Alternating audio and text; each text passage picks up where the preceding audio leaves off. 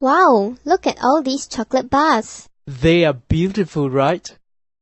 I got these rather special types of chocolate bars from my friend. Can I have some, teacher? Well, we're going to learn how to compare and order fractions. If you are able to answer my questions, I will give you some. Do you want to take the challenge?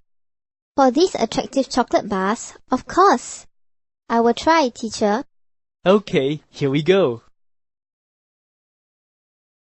Let us remove the wrapping first.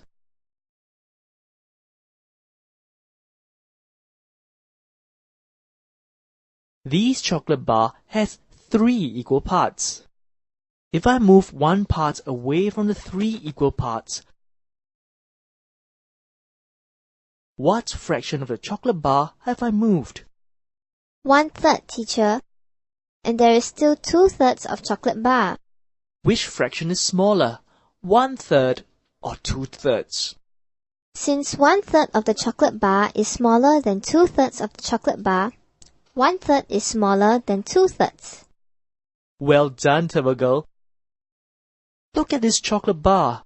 It is divided into 6 equal parts. I am moving 4 parts away from the 6 equal parts. You have moved 4/6 of the chocolate bars, teacher. Good. Which fraction is bigger, 1/3 or 4/6? Of course, 4/6 is bigger, since 4/6 of chocolate bar is bigger than 1/3 of chocolate bar in size. Is there any other way of comparing these two fractions? I know. I can convert the two fractions into the fractions with the same denominator. That is called equivalent fraction. But how? Well, for example, I can break this chocolate bar that has been divided into 3 equal parts into 6 equal parts, so that it will have the same number of equal parts as the other chocolate bar. Then I can see clearly that 1/3 of the chocolate bar is actually 2/6. Compared to 4/6 of the other chocolate bar, 4/6 is bigger than 2/6. Therefore, 4/6 is bigger than 1/3. Well done, Turbo Girl. Now you can have these 2 chocolate bars. Yippee!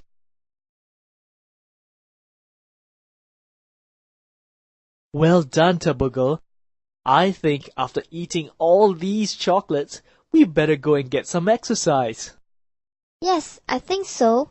I'm very full. Let's go for a swim at the beach. Yes.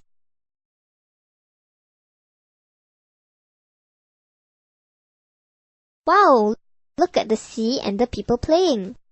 Can I join them, teacher? Yes, you can. But before doing that, let me teach you how to arrange fractions in order first. Okay, teacher. Look at these 3 fractions. Can you arrange them in increasing order? Easy. They all have the same denominator 7. So they are all like fractions. I can think of dividing a cake into 7 equal parts. Then, 3/7 is 3 out of 7 equal parts. 6/7 is 6 out of 7 equal parts. And 2/7 is 2 out of 7 equal parts. Obviously, 2/7 is the smallest and 6/7 is the largest. So the 3 fractions in increasing order are 2/7, 3/7, and 6/7. Good, Turbo Girl. For the fractions with same denominator, the bigger the numerator, the bigger the value of the fraction. I see, teacher. So 6/7 is the biggest fraction, since 6 is the biggest among the 3 numerators, 2, 3, and 6. Yes, clever girl. Now, can you arrange these fractions in decreasing order? These 3 fractions have the same numerator 1, but they have different denominators. I also can think of a cake which is to be shared among a group of pupils. When it is shared among 3 pupils, each pupil can get 1/3 of the cake. When it is shared among 9 pupils, each pupil can get 1/9 of the cake. When it is shared among 5 pupils, each pupil can get 1/5 of the cake. The more pupils share the cake, the less part each of them can eat. So 1/3 is the largest fraction and 1/9 is the smallest fraction. These 3 fractions in decreasing order are 1/3, 1/5, and 1/9. Well said, Turbo Girl.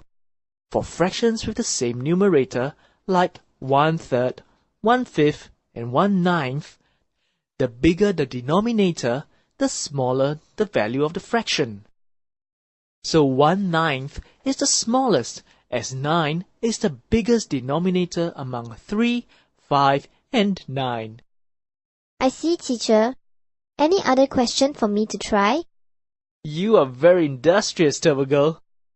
Okay, this is the last question for you. Arrange half, 3/4, and 5/8 in descending order. Arrange these 3 fractions from the largest to the smallest. I don't think I can work it out. Think about the earlier lesson using chocolate bars. That is something related to equivalent fractions. Ah, teacher, I know how to do it now. Before I arrange them in order, I need to list the equivalent fractions such that these 3 fractions will have the same denominator. Yes, now try to convert the given fractions into their equivalent fractions. Okay, I'm going to find the equivalent fractions for half and 3/4 such that they have the same denominator 8. In fraction half, I multiply both 1 and 2 by 4 and get its equivalent fraction for 8.